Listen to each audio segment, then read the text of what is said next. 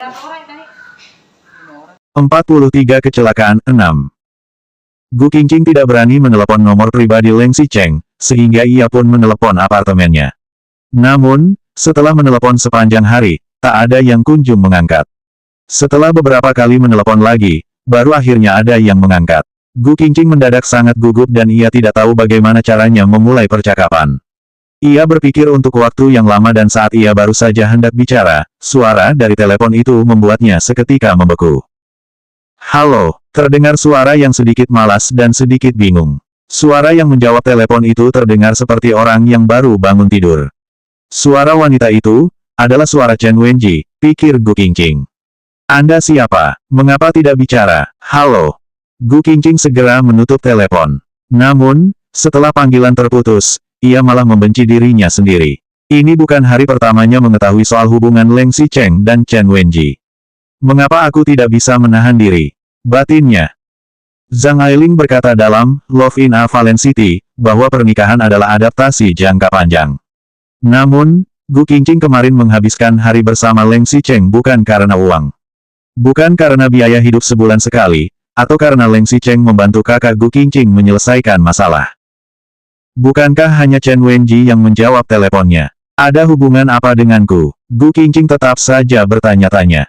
Meskipun berpikir begitu, ia tetap tidak bisa menelepon nomor pribadi Leng Xicheng bagaimanapun juga.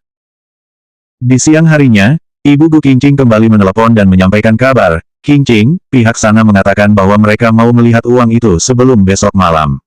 Jika tidak, mereka akan memanggil polisi untuk menangkap kakakmu. Kamu cepat bilang pada menantu Leng. 200.000 RMB bukan apa-apa baginya. Aku mengerti.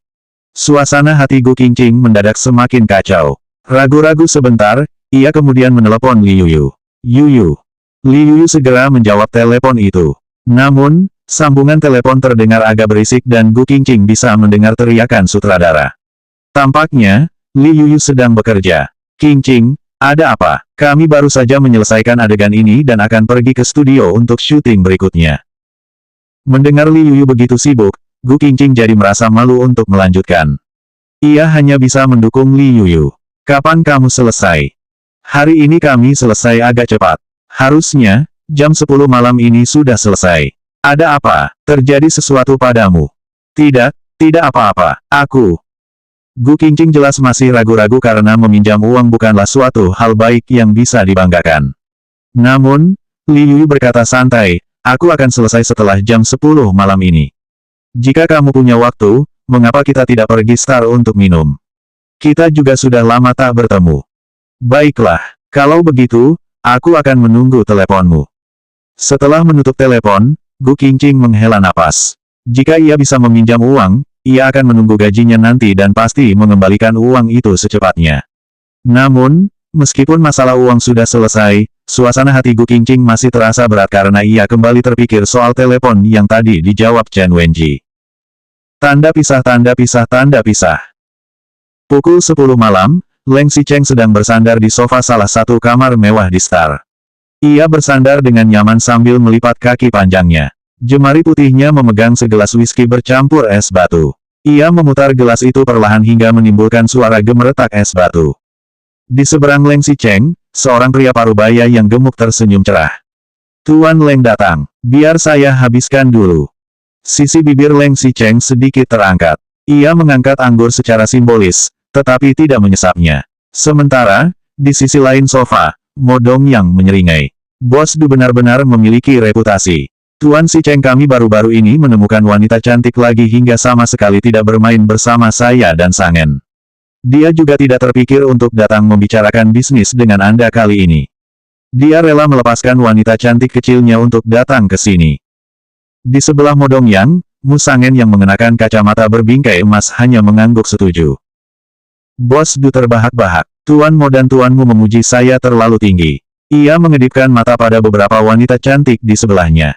Tidak cepat pergi untuk melayani Tuan Leng kami. 44 berapa tarif untuk semalam? 1. Di depan sofa, ada 4 atau 5 wanita cantik bertubuh sempurna yang kini tampak malu-malu memandang Leng Xicheng yang duduk dan minum sendirian. Mereka sudah mendengar bahwa Leng Xicheng selalu memperlakukan wanitanya sendiri dengan murah hati. Selama Leng Xicheng senang, ia tidak akan kurang-kurang memberikan uang, status, dan reputasi bagi wanitanya. Dengar-dengar, ada salah satu mantan pasangan Leng Xicheng yang keluar dari Star.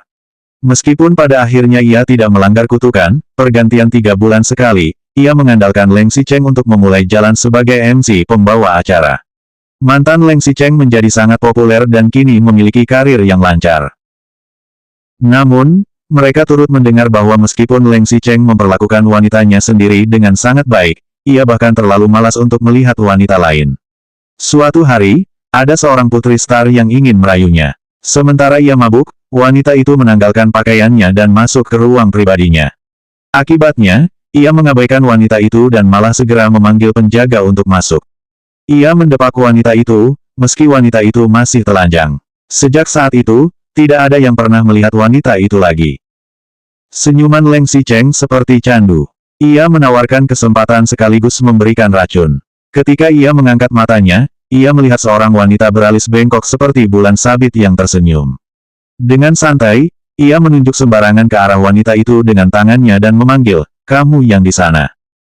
Wanita itu terkejut, namun ia tampak bahagia. Ia datang dengan ekspresi malu-malu, lalu duduk di sebelah Leng Xicheng dan menyapa, "Tuan Leng." Wanita itu berpinggang ramping dan suaranya begitu lembut, seperti permen kapas yang manis dan lengket hingga rasanya bisa meneteskan air. Modong yang berseru, "Leng Xicheng, kamu kurang peka memperhatikan. Sekali memilih, langsung memilih yang paling manis. Mengapa kamu tidak membawa Nona Chen hari ini? Takut melihatnya cemburu." Mata Leng Xicheng menyipit, lalu ia mengangkat kepalanya dan meminum segelas whisky. Pagi hari tadi, ia hendak menghadiri suatu acara dengan Chen Wenji. Namun, karena waktu bersiap sangat sedikit, ia membiarkan Chen Wenji datang ke apartemennya pukul 6.30 pagi. Tanpa diduga, Chen Wenji berani menerima telepon dari ponsel pribadinya di apartemennya sendiri. Apalagi, waktu itu Gu Qingqing yang menelepon. Leng Xicheng sangat marah. Ia segera memanggil orang untuk menyeret Chen Wenji keluar dari apartemennya. Kemudian, semua agenda kerja Chen Wenji dicabut dan semua rencana kegiatannya ditangguhkan. Setelah itu, saat Leng Xicheng menelepon Gu Qingqing balik, telepon wanita itu sedang dalam nada sibuk. Leng Xicheng memerintahkan sekretaris Cheng untuk mencari tahu. Benar saja, keluarga Gu Qingqing kembali tersandung masalah. Kakaknya melukai orang sampai masuk rumah sakit dan keluarga korban berteriak-teriak ingin memanggil polisi. Senyuman pun muncul di sisi bibir Leng Xicheng. Ia tahu bahwa jika bukan karena masalah keluarganya, Gu Qingqing tidak akan pernah meneleponnya dan tidak akan pernah datang mencarinya. Segelas es whisky masuk ke perut Leng Xicheng. Bongkahan es membuat tulangnya terasa dingin. Namun, whisky itu menyelinap di sepanjang kerongkongannya seperti bara api. Bak sebuah gurun, seluruh hati Leng Xicheng seketika terbakar. Di sebelah Leng Xicheng, wanita beralis bengkok itu melihat Leng Xicheng meminum habis whisky di gelas. Ia pun menuangkan segelas penuh anggur untuknya. "Tuan Leng, minumlah." Melihat sisi wajah Leng Xicheng dari jarak yang begitu dekat, dengan mata tajam yang dingin dan aura temperamen yang memancar dari seluruh tubuh, membuat mata wanita itu tanpa sadar sedikit terobsesi. Ini adalah Leng Xicheng, Presiden Grup Lengxi dan Presiden Huang Ting Entertainment. Jika aku bisa mendapatkan bantuannya, bahkan jika itu hanya perasaan sementara, itu akan cukup menguntungkan untukku seumur hidup. Pikirnya. Wanita itu tersenyum menawan, lalu semakin mendekatkan tubuhnya. Tepat ketika jarinya hendak menyentuh tubuh Leng Xicheng, sekretaris Cheng membuka pintu dan berbisik dengan suara yang hanya bisa didengar oleh Leng Xicheng. "Sepertinya saya melihat nyonya di luar." Selanjutnya bab 45. Berapa tarif untuk semalam? 2.